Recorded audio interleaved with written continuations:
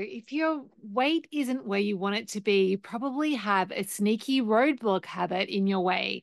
Listen on to identify what your roadblock habits are and to create a strategy for clearing them out of your way. So, welcome to Joyful Eating, episode 163. Today, we're talking about sneaky roadblock habits. But before we get to that, the best bite I had recently was actually was after one of my Confident Cook Challenge classes, a live class where I'm cooking with the group, and I get everyone to vote for what ingredients to include, and we made it was like cauliflower and broccoli rice with some salmon in the air fryer, both of those frozen cooked in the air fryer, and then we served it with Greek yogurt, so that I just seasoned with some lime, finger lime salt that I had flying around in the pantry, and then served it with fresh herbs. And it was just like so simple, so refreshing, so good. Like, yeah, I'm really loving doing those classes because I probably wouldn't have thought to put that combo of ingredients together. So yeah, it's really the challenge is really fun. So if you want to up your cooking game, definitely check out the challenge next time it comes around. Anyway, plan for today is first I want to share the story behind this episode. So how I discovered the idea of sneaky roadblock habits. Then we're going to look at like what are roadblock habits, and then how do we actually go about reprogramming them, like your specific roadblocks, so that they stop being a barrier to weight loss, and so you actually your weight gets to be where you want it to be.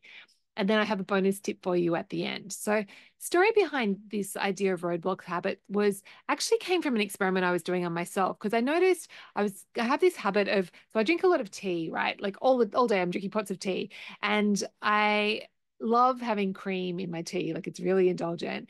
And normally I'm like it fairly intentional with it, but had when we were in Ireland, I started having a lot of, like, that cream there is so good, and I started having cream in my tea all the time as a bit of a like travel thing. And then that habit followed me home.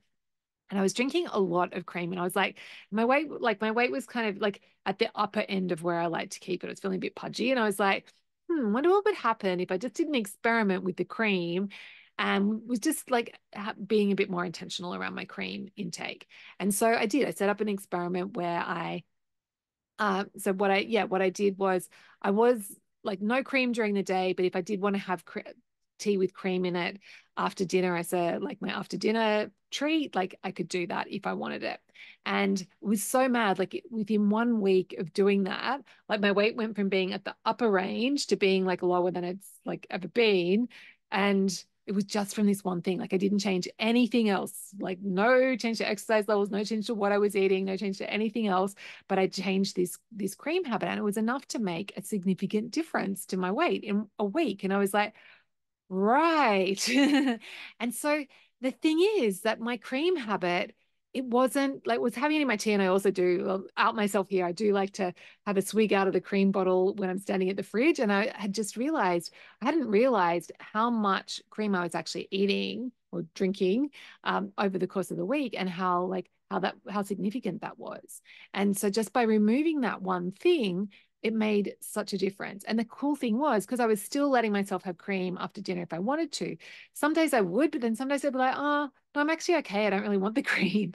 So it was really weird. And like the other cool thing about this is that all those little bits of cream that I was having throughout the day, none of it was really satisfying. So when I decided to do that experiment and stop them, I didn't feel deprived. I wasn't missing it at all. Like, occasionally I'd have the urge to like see the cream, and I'd have the urge, but then I would be like, oh no, I'm not doing that. And it wouldn't be like I was felt like I was missing out on anything. So it was like this one little tweak that actually had a huge impact on my waistline.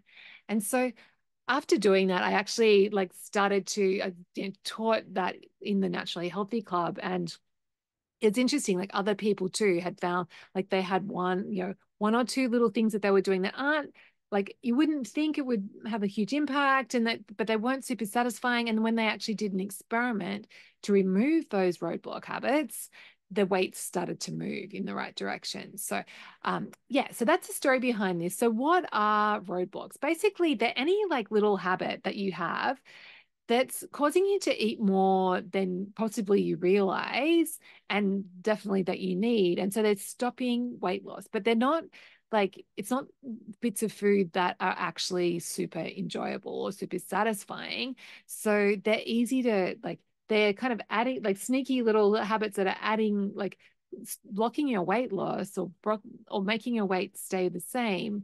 When if you remove that habit, then your weight would starting to head in the right direction. And so I guess it's easier to explain if I'm talking concrete examples. So like my tea, like swigging cream out of the bottle at the fridge with mine, or having just pouring masses of cream into my tea. Another one that comes up a lot for people is like picking when you're cleaning up. So it's like if you've had a satisfying meal, but then you're putting away the rest of the food, and it's like just pick here and there. Or maybe it's like grabbing random handfuls of nuts every time you walk past the pantry, or maybe there's a like candy jar at your office and you just like grab a few every time you walk past. Another one is like always finishing your plate. So like always, even if you know you've had enough to eat, like always just cleaning the plate regardless.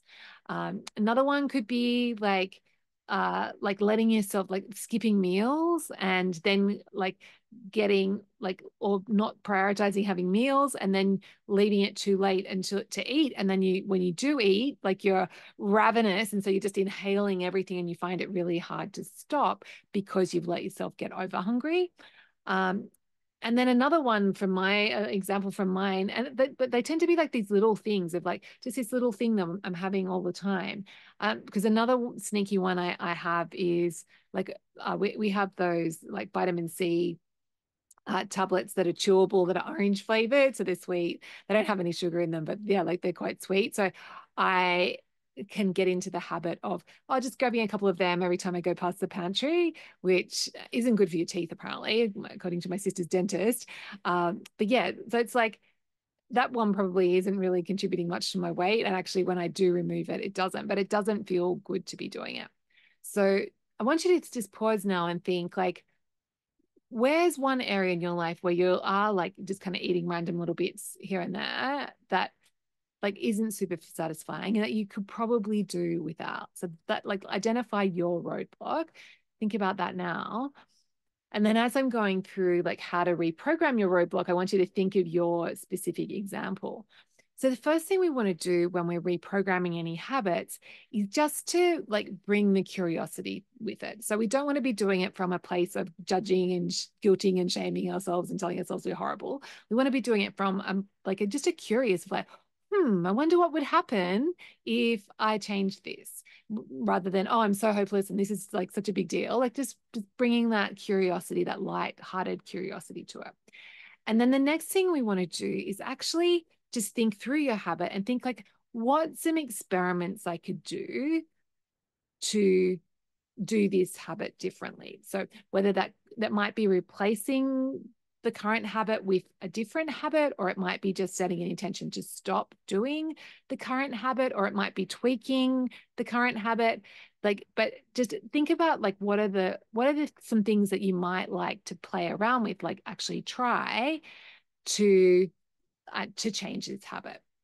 And the reason for like treating it like as an experiment is that takes the pressure off, and also then like it just makes it easier to give it a go. Because if you're like, oh, I'm just going to do this experiment, like I set mine up for a week, but it might be you just want to experiment with it for a few days and see how it feels, and then there's less like resistance to doing it if you're just, oh, I'm just doing this little experiment, like there's no kind of pressure. And then what you want to do is actually do your experiment and see how it goes, and just evaluate and go, okay, well, did that work? Did that feel better? Did it not? Did it have an impact on my weight or not? And then you might want to adopt the new habit, or you might want to keep experimenting until you find a solution that does work for you.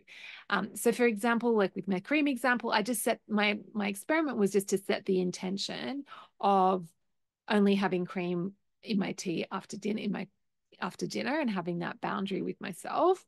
And that worked really well because I just like I made that decision. And then occasionally when I had the urge to have cream, I would just coach myself and go, no, I can have it after dinner. I can have it later.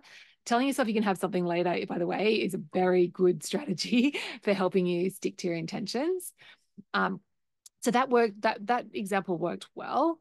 For my vitamin C habit, when I wanted to change that, again, it was like setting that intention of actually, no, I don't want to do this. And the other thing that I found really helpful for that one was actually getting clear on why I didn't want to do it. So now I have the evidence, the data for the cream experiment that yes, it does have an impact on my weight.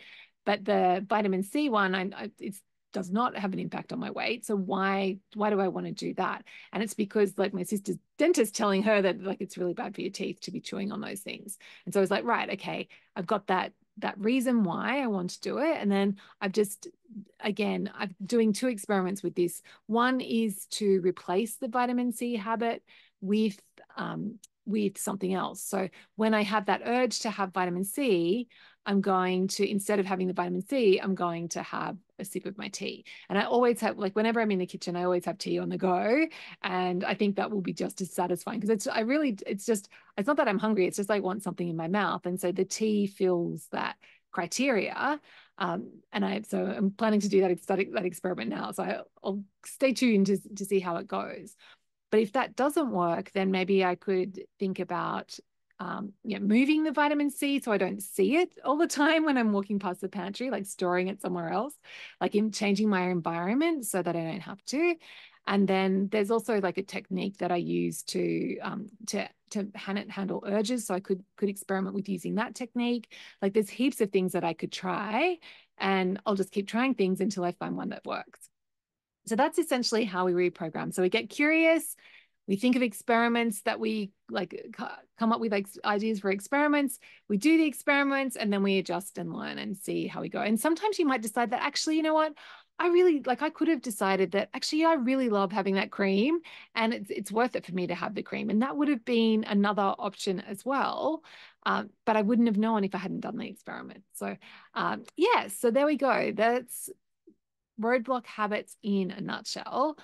And so we just want to experiment, see how it goes, keep trying until you find a habit that works for you.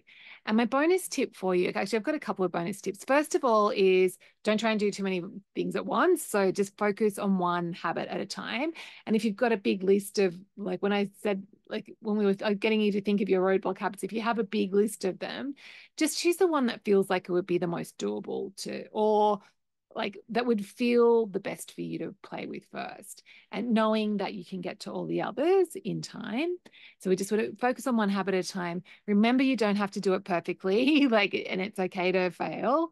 And then the next one is you want to just be careful about when you do have a new habit in place, be careful about what you make it mean if you do go back to your old habit. So there have been some times since I introduced my new cream policy that I have like actually, without even thinking about it, just taken a swig of the cream. And then I'm like, oh, hang on, I'm not doing this anymore. But rather than like telling myself I failed and going into the story of how I'm useless and I'm never going to amount to anything, I just go, oh, right, that's right, I forgot about the cream. And I was like, don't make it mean anything big. I just choose again in that moment to go, oh yeah, that's right, no, we don't want to do this, and this isn't what I want. And I don't make it mean anything. And then I just go back to setting the intention of, no, this is recommitting with myself of, my intention around cream is not to be swigging out of the bottle. So that's it for roadblock habits. And before I go, just like, are you enjoying the podcast? Do you love joyful eating? If so, I would love to hear from you. So I love getting emails from people when they're like, yeah, I love the podcast, Jules, because it's podcasting, I love it, but it is a bit like I'm talking out into the ether and I don't get you don't get that interaction that I do when I'm coaching people. So I'd love to hear from you. So just shoot me a quick email. So jules@thestonesoup.com. I'll put my email address in the show notes. And just shoot me a quick email and let me know that you're loving the podcast. And I read and respond to every email that I get about the podcast. So it would mean so much to me to hear from you. Okay. Hope you have a beautiful week, and I'll look forward to catching you next week.